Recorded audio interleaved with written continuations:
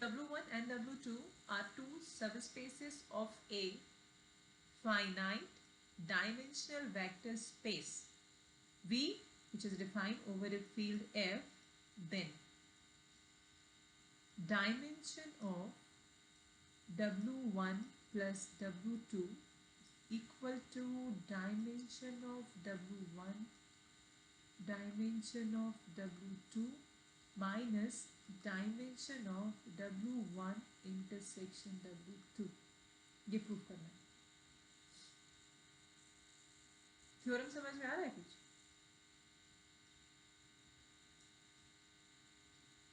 आपके पास दो सब स्पेस है W1 और W2. किसका? एक वेक्टर स्पेस का जिसका जो फाइनाइट डायमेंशनल वेक्टर स्पेस है, मतलब जो V होगा इसके पास फाइनाइट बेसिस होगा. फाइनाइट डायमेंशन का मतलब यही है. तो VF हैज फाइनाइट बेसिस. इस V का दो सब स्पेस है W1 और W2. ये दोनों क्या है? सब स्पेस. हम लोग पहले पढ़ चुके हैं कि अगर W1 और W2 सब स्पेस है तो उसका इंटरसेक्शन क्या होगा? इंटरसेक्शन के लिए हम लोग क्या सब स्पेस. यस, इंटरसेक्शन के लिए हम लोग बोल सकते हैं द इंटरसेक्शन ऑफ टू सब स्पेस इज अगेन अ सब स्पेस. अब अगर ये सब स्पेस है तो डेफिनेटली वेक्टर स्पेस होगा and this is also a vector space. अब अगर फिगर के थ्रू देखें, मतलब अगर मैं डायग्राम बनाते हैं, ठीक है, अगर हम ये बोल रहे हैं कि V finite dimensional vector space है तो हम लोग ऐसा बोल सकते हैं कि ठीक है V का अपना बाउंड्री है, फाइनाइट डायमेंशनल है मतलब फाइनाइट है उसका बेसिस. ठीक है, तो V has a finite basis.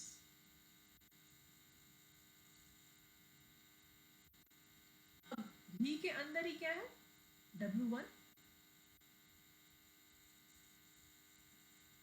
This is W1 and next is W2. ठीक है, ये लेते हैं W1 और ये ले रहे हैं W2. ऐसे यहाँ पे ये डिसजॉइंट दिखाई दे रहा है लेकिन डिसजॉइंट नहीं एक्चुअली है. ये पोर्शन ठीक है, कुछ पोर्शन उसका इंटरसेक्शन में चला गया. अब क्या हुआ?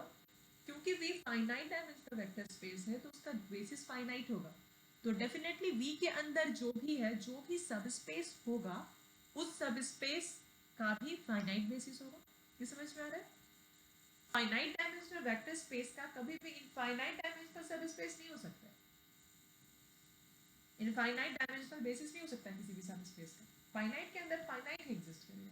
ठीक है, तो अगर V का फाइनाइट बेसिस है तो इसका जो भी सब स्पेस होगा उसका भी फाइनाइट बेसिस होगा. यहाँ तक समझ में आया क्या बोले?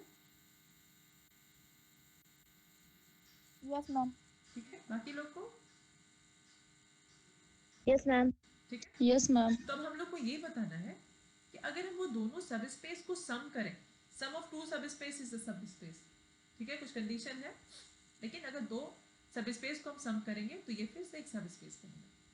तो अगर उस दोनों सम ऑफ सब स्पेसेस का जो डायमेंशन होगा that is equal to individually dimension find करेंगे फर्स्ट सब स्पेस का, देन सेकंड सब स्पेस का, और उसके इंटरसेक्शन में जो वेक्टर स्पेस बना या सब स्पेस बना उसका डायमेंशन फाइंड करेंगे.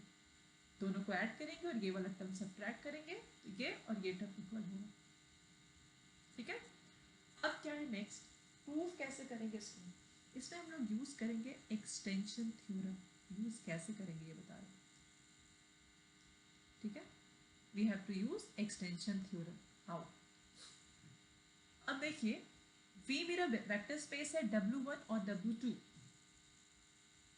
इसका सब स्पेस है W1 इंटरसेक्शन W2, ये वाला पोर्शन, ये वाला.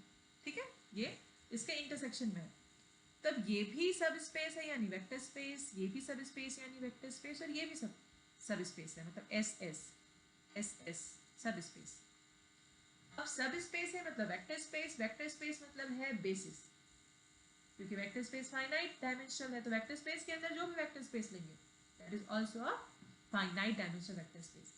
अगर फाइनाइट डायमेंशनल वेक्टर स्पेस हुआ इसका मतलब है इसके पास भी फाइनाइट बेसिस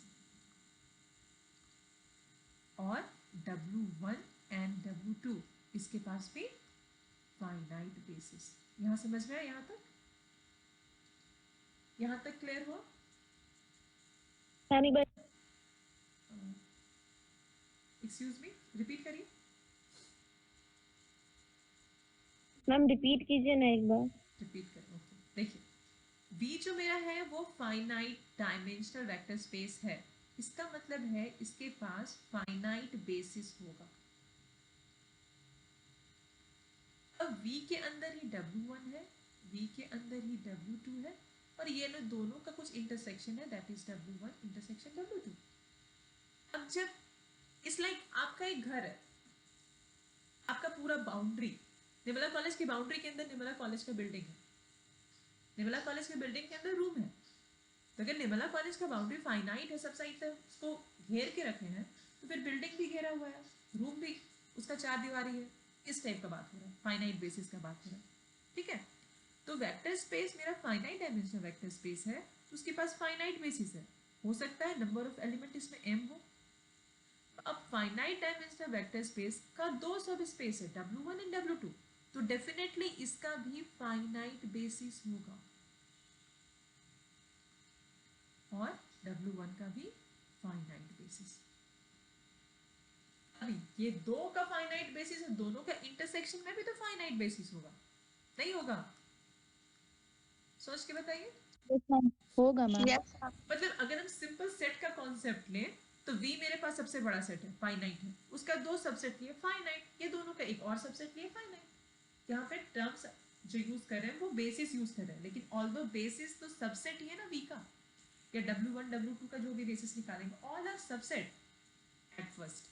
सबसेट होने के बाद या सेट होने के बाद अगर वो कुछ एक्स्ट्रा प्रॉपर्टी सेटिस्फाई कर रहा है तो हम लोग उसका अलग अलग नाम दे रहे हैं। लेकिन अगर वेक्टर स्पेस डिफाइन करें तो वी नीड अ सेट, ठीक है। तो बड़ा सेट, देन छोटा सेट, उसके बाद वाला छोटा सेट एंड सो ऑन। तो सब फाइनाइट बेसिस। यहाँ पे वेक्टर स्पेस फाइनाइट नहीं है, vector space is infinite, but the basis of the vector space is finite. यहाँ तक समझ में आया क्या बोले? Yes ma'am. ठीक है। Yes ma'am. अब एक्सटेंशन थ्योरम कैसे यूज होगा वो देखते हैं, ठीक है। अच्छा ठीक है, चलिए, यहाँ सब कुछ लिखा हुआ है तो समझने में भी आसानी होगा। अब फाइनाइट बेसिस है, तो बेसिस का प्रॉपर्टी क्या है? पहला, कोई भी सबसेट किसी भी वेक्टर स्पेस या सब स्पेस का बेसिस होगा व्हेन फर्स्ट मैम अगर वो लीनियरली इंडिपेंडेंट हो। यस, यानी ये ma'am linearly, span at we.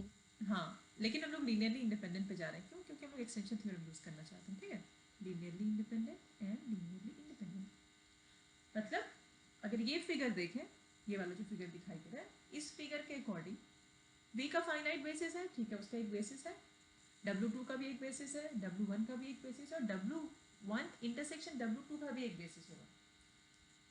तो एक्सटेंशन थ्योरम में हम लोग क्या करते थे कि एक लीनियरली इंडिपेंडेंट सबसेट चूज करते थे, और उसमें कुछ एलिमेंट डालते थे, ऐड करते थे, और उसको एक्सटेंड करते थे किसके बेसिस तक? V के बेसिस तक।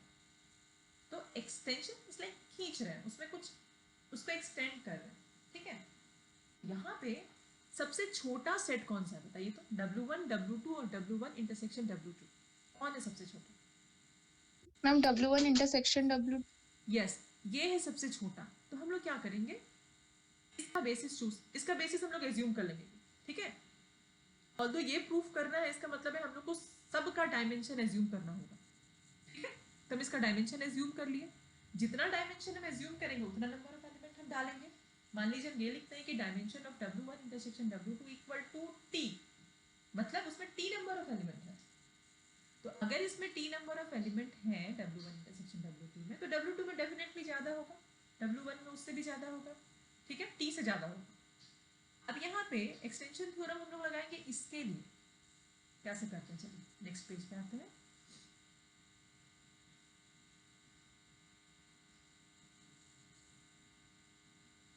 ठीक है, let dimension of W1 intersection W2 equal to P।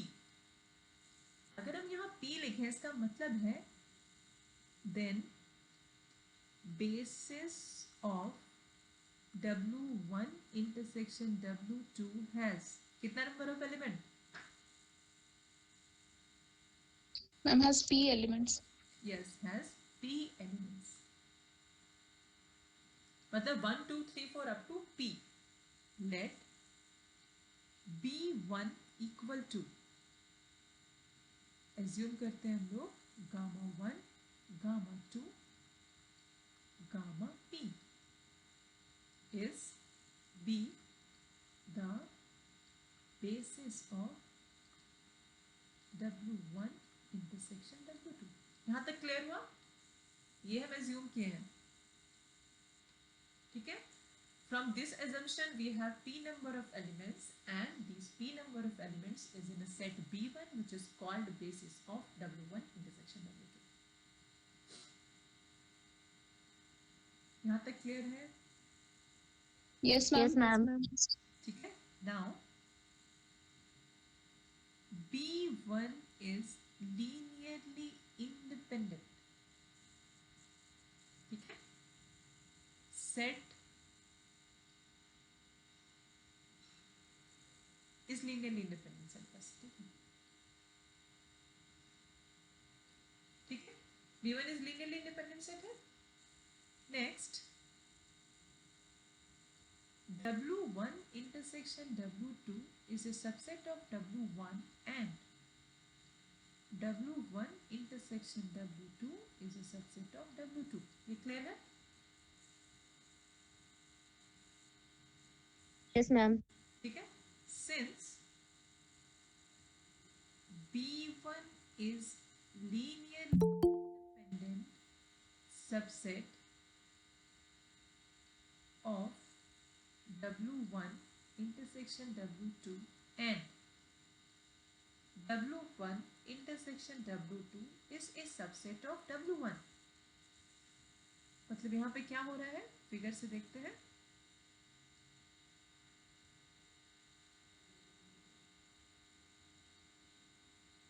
ये है मेरे पास W1 और यहाँ पे कहीं पे W1 intersection W2 है. सपोज यहाँ पे W1 intersection W2 है. This is W1 intersection W2. यहाँ पे एक लीनियरली इंडिपेंडेंट सबसेट है which is B1. अब इसमें कितना नंबर ऑफ एलिमेंट है? T number of element. T नहीं, T नंबर ऑफ एलिमेंट लिखना, ठीक है. कार्डिनैलिटी इसका T है, ठीक है. अब W1 तो बड़ा है, W1 इंटरसेक्शन W2 छोटा है और W1 इंटरसेक्शन W2 का बेसिस है B1 जिसमें T नंबर ऑफ एलिमेंट है. अब एक्सटेंशन थ्योरम हम लगाएंगे तो मेरे पास एक लीनियरली इंडिपेंडेंट सबसेट होना चाहिए और मेरे पास एक लीनियरली इंडिपेंडेंट सबसेट है and that subset is B1.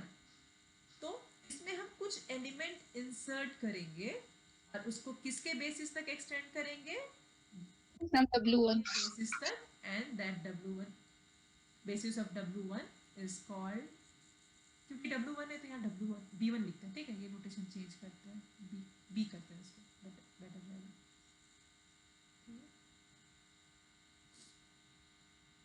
This is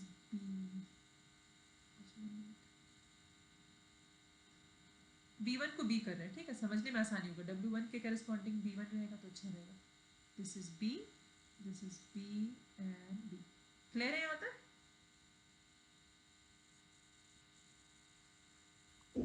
थोड़ा नोटेशन चेंज करेंगे तो बताइए.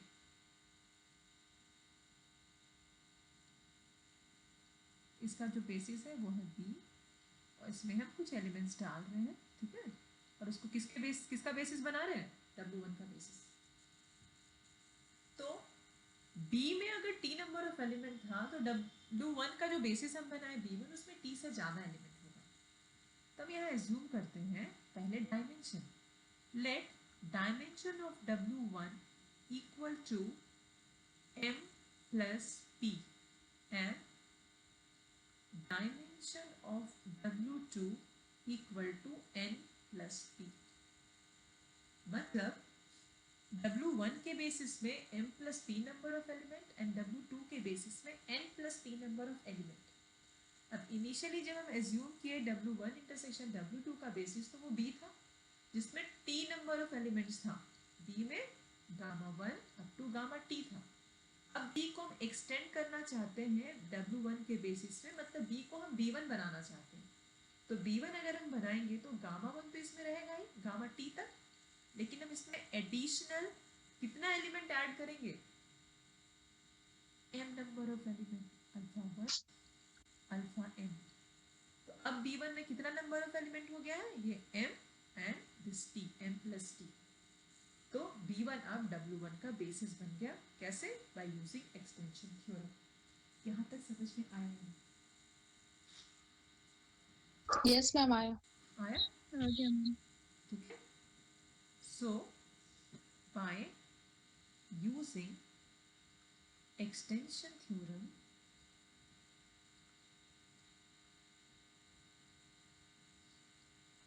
we can extend B to the basis of W1, that is B1. Using extension theorem we can extend B to the basis of W1, that is B1। मतलब W1 के basis को हम बोल रहे हैं B1। Then B1 equal to, B1 में कितना number of element होगा, B1 में नंबर ऑफ एलिमेंट होगा m प्लस p। तो अल्फा 1 अल्फा 2 अल्फा m, और गामा 1 तो था ही, गामा 2 गामा p। सिमिलरली यहां तक किसको नहीं समझ में आया बताइए, यहां तक किसको नहीं समझ में आया? सेम प्रोसेस रिपीट कर रहे हैं, ठीक है। Similarly B is subset of W2, क्यों क्यों, ज्यादा जल्दी होगा। Similarly W1 intersection W2 is a subset of W2 and B is linearly independent subset of W1 intersection W2 and also subset of W2, ठीक है, ऐसा लिख सकते हैं। So B can be extended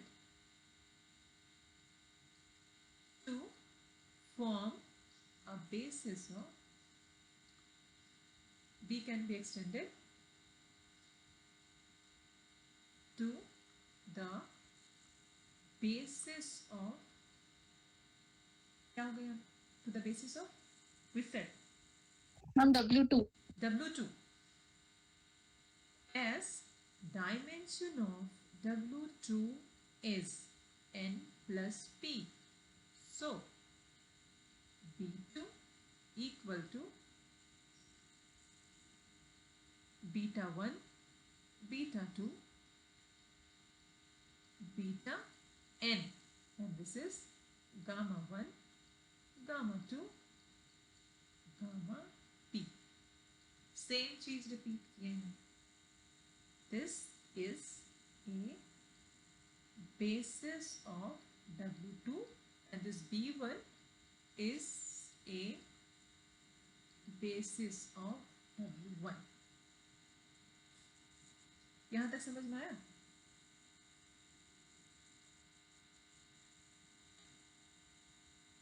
Yes, ma'am.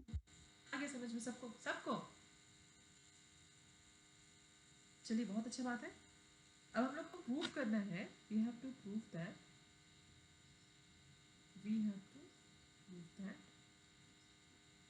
दिखाई दे रहा है ना आप लोग के स्क्रीन पे, मतलब छोटा राइटिंग तो नहीं हो रहा है, ऐसा कुछ प्रॉब्लम? No, ma'am. दिख रहा है. ठीक है। Dimension of W1 plus W2 which is equal to dimension of W1 plus dimension of W2 minus dimension of W1 intersection W2। अब देखिए तो डायमेंशन ऑफ W1 हम लोग एज्यूम कर चुके हैं, डायमेंशन ऑफ W2 एज्यूम किए हैं, और dimension of W1 intersection W2 assume कर चुके हैं। मतलब अभी तक जितना कंप्लीट हुआ है ये थ्योरम का पार्ट, उसके अकॉर्डिंग ये तीनों चीज हम लोगों को पता है, बस ये नहीं पता है। तो चलिए देखते हैं डायमेंशन ऑफ W1 कितना है।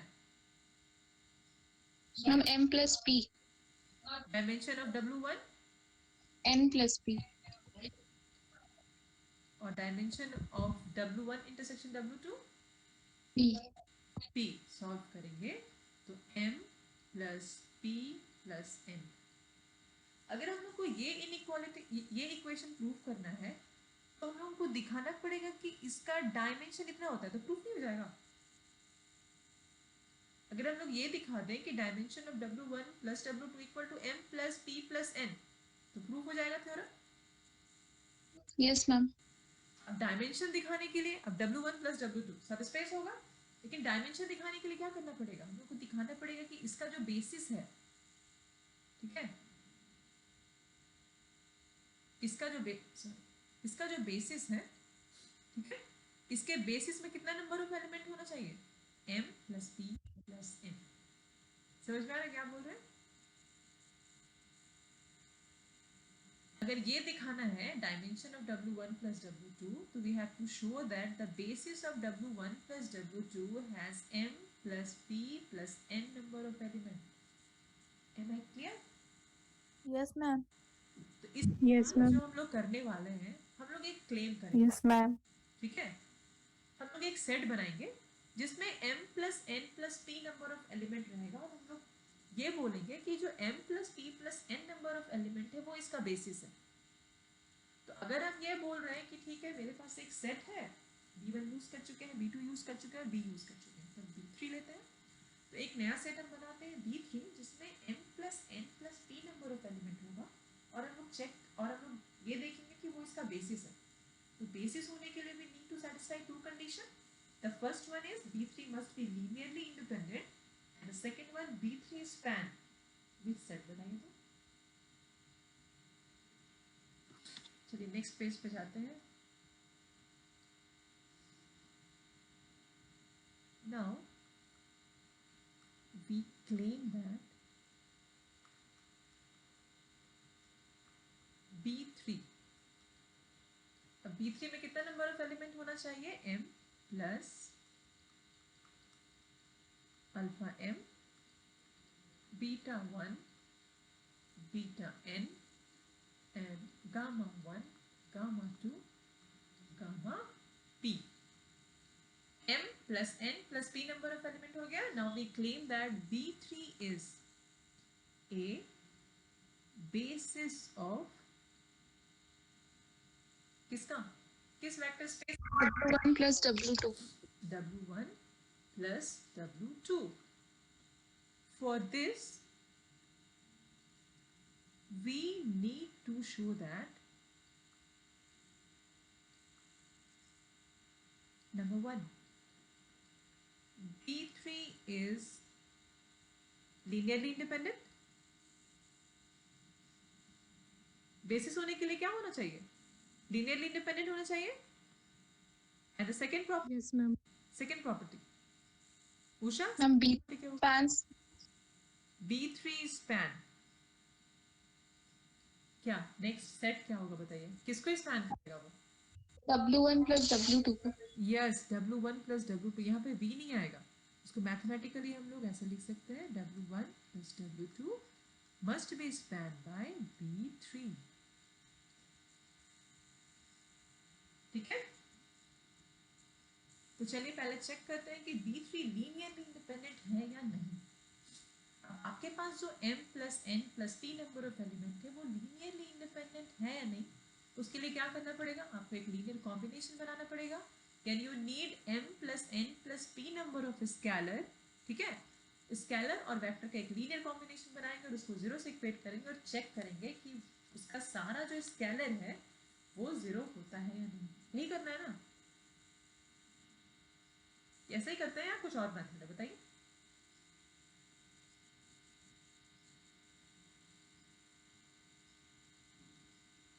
First, we will show that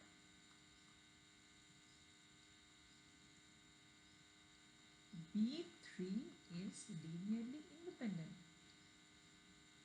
So, corresponding to each vectors of B3, we must have scalar such that, so for each vectors in B3 we have scalars such that alpha 1 के साथ ए का combination लेना है, beta के साथ B का और gamma के साथ सी का. क्लियर रहेगा ये? तो this is A1 gamma 1,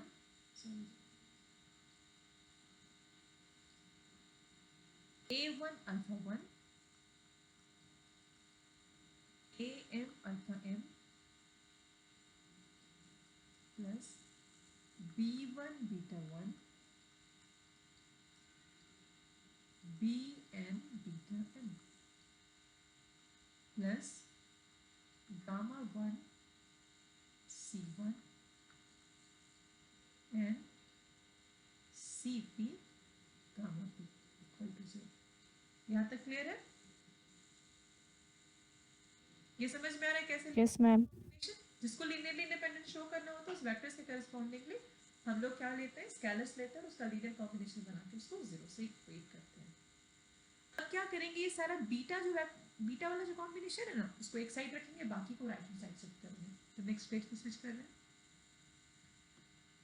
this implies B1 beta 1 BN beta N. This is equal to, सारा टर्म माइनस में चला जाएगा, C1 gamma 1 CP gamma P plus A1 alpha 1 and AN alpha M. Clear है यहाँ तक? क्या किए? Yes ma'am. अब आप हमको बताइए कि राइट हैंड साइड का जो लीनियर कॉम्बिनेशन वाला वेक्टर्स है वो किस सेट में है? आपके पास तीन चॉइस है, W1 W2, दो चॉइस W1. और एक है W1 इंटरसेक्शन W2. ये वेक्टर्स किस सेट में है? W1 में है, W2 में है, W1 इंटरसेक्शन W2 में है? Ma'am W1. W1 में. ओके, क्यों W1 में? किसी को डाउट हो रहा है क्यों W1 में है ये? नहीं, हाँ सबको समझ में आ जा रहा है क्या? बहुत अच्छा पढ़ाने लग गया है. हाँ रूपा, किसी को कोई डाउट नहीं है इस थ्योरम में?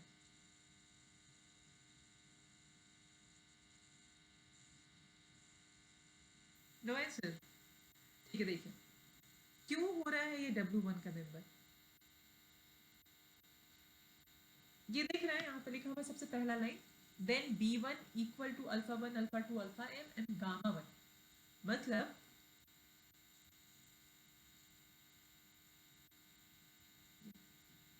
ठीक है, ये गामा और अल्फा का जो कॉम्बिनेशन है वो W1 का बेसिस है. गामा मतलब यहाँ गामा और अल्फा, ठीक है. W2 का जो बेसिस है वो गामा और बीटा. और W1 इंटरसेक्शन W2 का जो बेसिस उसमें सिर्फ और सिर्फ गामा. एक है ना. तो W1 का जो बेसिस है उसमें गामा और अल्फा का कॉम्बिनेशन है, तो ये गामा और अल्फा के कॉम्बिनेशन से एक नया वेक्टर बना है, तो वो W1 में जाएगा. This implies C1 gamma 1 plus CP gamma P alpha 1 A1 AM alpha M. This belongs to W1. And ये लेफ्ट हैंड साइड वाला वेक्टर कहाँ जाएगा? W2. And B1 beta 1 plus BN beta M. This belongs to W2. अब left hand side का vector जा रहा है W2 में, राइट हैंड साइड का वेक्टर जा रहा है W1 में. कुछ गड़बड़ नहीं है? बट फ्रॉम 1, सपोज इक्वेशन चाहिए,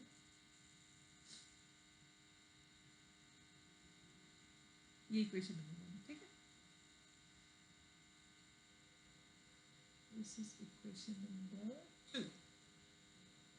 But from 2, this beta 1 b1 linear combination is equal to the linear combination in gamma and alpha, and this linear combination belongs to w1, and this expression is equal to this expression. So definitely b1 beta 1 b and beta n must belongs to w1 also. But from 2 b1 beta 1 b and beta n, this belongs to w1. क्या समझ में? ये w2 में अपने basis के property से है, but equation number 2 ये बता रहा है कि this vector and this vector both are equal, but right hand side vector जो है वो w1 में बिलोंग कर रहा है, and this right hand side vector is equal to left hand side vector, तो definitely this left hand side vector belongs to w1. So clear हुआ या नहीं? Yes, ma'am. So this vector belongs to both w1 and w2. यहाँ तक clear है? Yes, ma'am. अब Yes, ma'am. ये जो हम लीनियर कॉम्बिनेशन बनाते हैं कितना नंबर ऑफ वेक्टर्स है बताइए तो, कितना वेक्टर ये जो हम ले से Ma'am. ये कितना वेक्टर ये पूरा नंबर ऑफ वेक्टर्स कितना है इसमें? Ma'am, n. इसमें number N of vectors. Vectors n है, लेकिन n वेक्टर्स के कॉम्बिनेशन से ये सिर्फ एक एलिमेंट बना है. This represent a single element. Yes, ma'am. ये समझ में आता है ना, ये सिंगल एलिमेंट है पूरा. हाँ, ये अलग बात है कि चार एलिमेंट मिलके एक एलिमेंट बना रहा है. जैसे आप लोग क्लास में 55 हैं, लेकिन 55 मिलके बीएससी सेमेस्टर 5 का एक ही क्लास बनाते हैं, दो क्लास नहीं बनेंगे. ठीक है, तो these n vectors forms a single vector of w1 intersection w2. यहाँ तक क्लियर है? अब ये एक वेक्टर है w1 intersection w2 का, तो बेसिस के प्रॉपर्टी से this vector can be expressed as a linear combination of basis of w1 intersection w2. Clear हुआ या नहीं? b1 beta 1 b and beta n can be expressed as a linear combination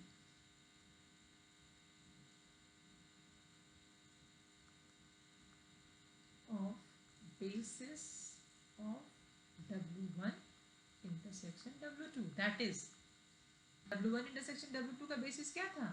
b, gamma 1, gamma 2, gamma p. That is this b1 beta 1 b ma'am आवाज clear नहीं है. okay, equal to, am I audible now?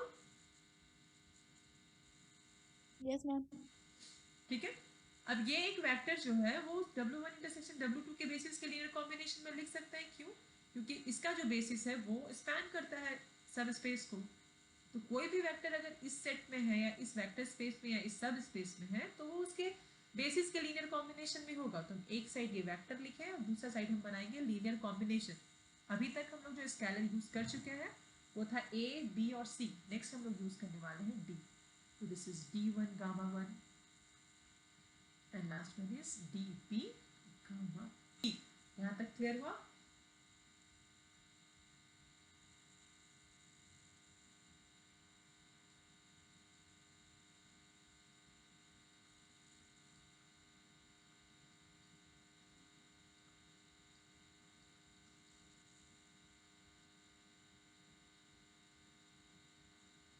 Clear है यहाँ तक?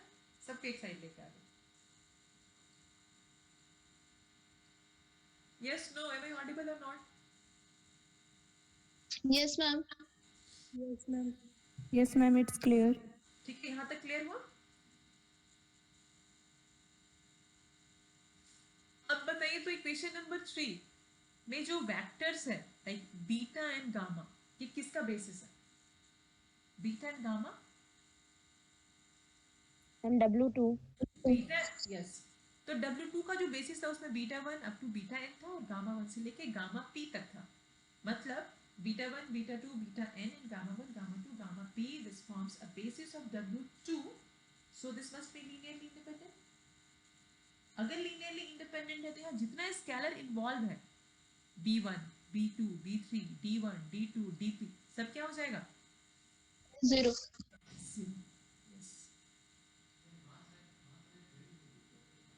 This implies beta 1 beta 2 beta n gamma 1 gamma p is a basis of W2. So from 3 all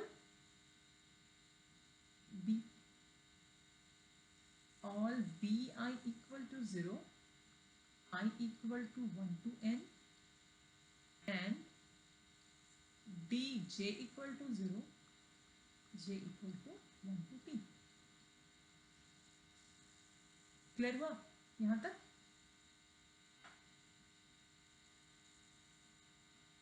Yes, ma'am. यहाँ तक clear हुआ?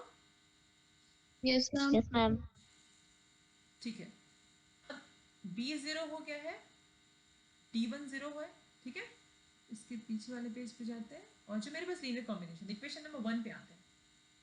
Equation number 1 पे आएंगे और इक्वेशन नंबर 4 पे अभी हम लोगों को मिला कि ऑल bi 0 और di 0.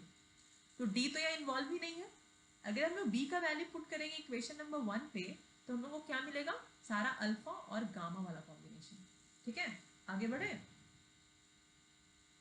Yes, ma'am. ठीक है. नाउ ये इक्वेशन नंबर ये हम लोगों को जो मिल रहा है दिस इज इक्वेशन नंबर 4. मतलब सारा bi 0 फिर I equal to 1 to n and all dj equal to 0, j equal to 1 to p. Now using 4 and 1, 4 और 1 को यूज कर रहे हैं. तो 4 के वैल्यू अगर हम 1 में डालेंगे तो मेरे पास आएगा a1 alpha 1 am alpha m. सारा b तो 0 हो जाएगा यानी बीटा वाला टर्म भी चला जाएगा. तो c1 gamma 1 cp gamma p equal to 0. Clear है यहाँ तक? दिस इम्प्लाइज चलिए Yes, ma'am. ये जो वेक्टर्स है मेरे पास अल्फा i और gamma i, alpha 1 alpha m gamma 1 gamma p, ये किसका बेसिस है? W1. One का. W1. W1. अगर ये W1 का बेसिस है तो सारा स्केलर क्या हो जाएगा? Ma'am, 0. Implies, yeah, alpha sorry a I j k, a k equal to 0, k equal to 1 to m and c l equal to 0, l equal to 1 to p. तो ultimately from 1 all ai 0, bi 0 and ci 0. Yeah, ai 0, ak 0 and cl 0. So from 1, 4 and 6.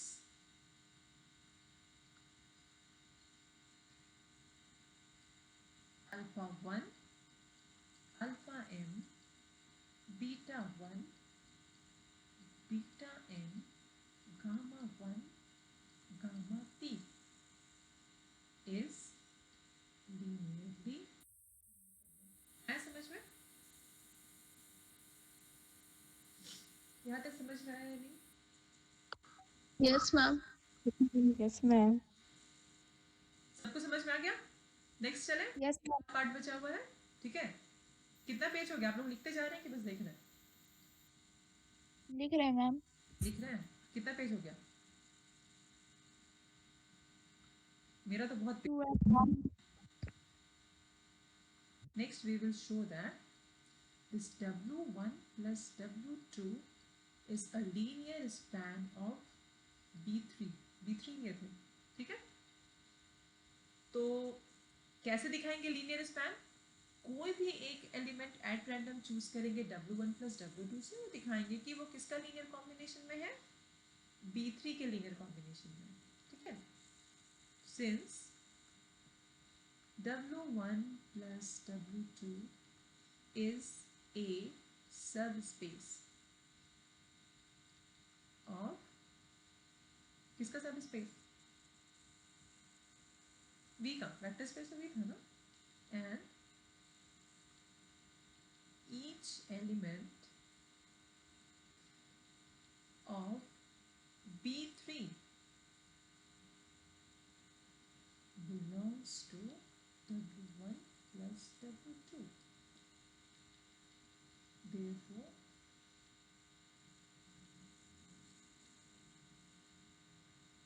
L of B3 is subset of W1 plus W2. Again, देखते हैं next एक element choose करते हैं. Let alpha ले चुके हैं, alpha 1 alpha 2 लिए थे ना, अल्फा लेते हैं. Let alpha belongs to W1 plus W2. Then alpha equal to कोई एलिमेंट अगर कोई दो सेट के सम में, ठीक है, तो उसका कुछ पार्ट W1 में होगा, कुछ पार्ट W2 में होगा. So this alpha can be written as alpha 1 plus alpha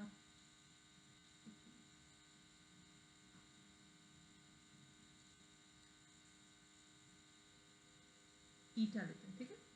Again, let eta be any vector which belongs to W1 plus W2. Then eta must be equal to eta 1 plus eta 2, where eta 1 belongs to W1 and eta 2 belongs to W2. ये clear हो रहा है? एक element किसी दो set के सम of set में, ठीक है, उसके सम में, तो उसका एक पार्ट पहले सेट में और दूसरा पार्ट सेकंड सेट में. यहाँ पे ऑर्डर मेंटेन करना जरूरी है. ऐसा नहीं हो सकता है कि eta 1 W2 में जाएगा. जो सेट पहले आया है उसका पार्ट पहले लिखेंगे, ठीक है. अब एक वेक्टर W1 में है तो eta 1 can be expressed as a linear combination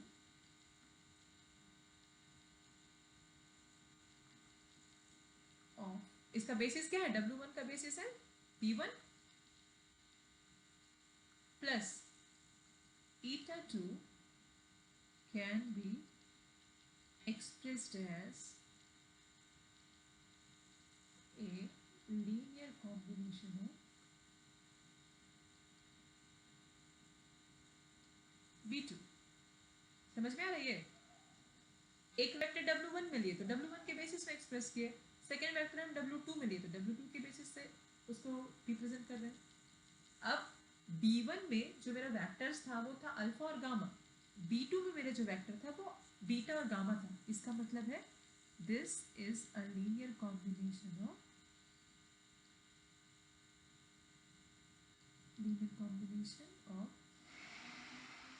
B. Clear हुआ? मतलब any element which belongs to W1 plus W2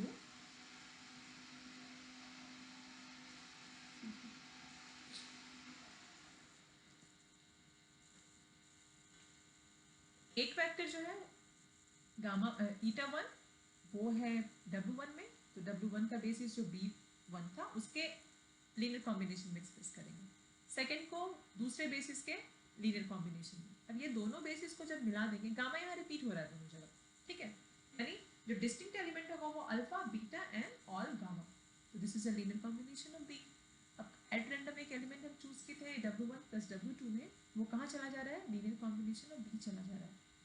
this means W1 plus W2 is a subset of linear span of B3. ये B3 होना चाहिए sir, ठीक है. यहाँ तक clear हुआ? B1 और B2 का कॉम्बिनेशन करेंगे ना तो B3 मिलेगा. यहाँ तक क्लियर हुआ या नहीं? Yes, ma'am. ठीक है. यहाँ पे since W1 plus W2 is a subspace of V and each element of B3 must belongs to W1 plus W2. जितना भी लीनियर कॉम्बिनेशन बनेगा, ठीक है. So LB3 is subset of W1 plus W2.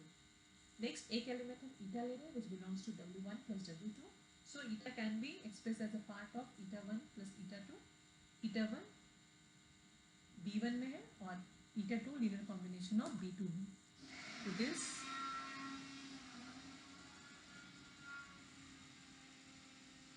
यहाँ पे this set is subset of this set और यहाँ पे this is subset of this set.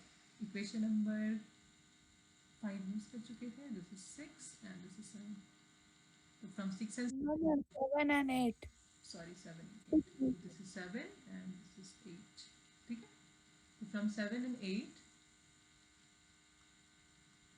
from 7 and 8, we have LB3. This is W1 plus W2. Hence, B3 is basis of W1 plus W2. एक बार यहाँ पे देखिए, आप लोग एक बार रिवाइज करिए. ठीक है, लास्ट में कंक्लूड कर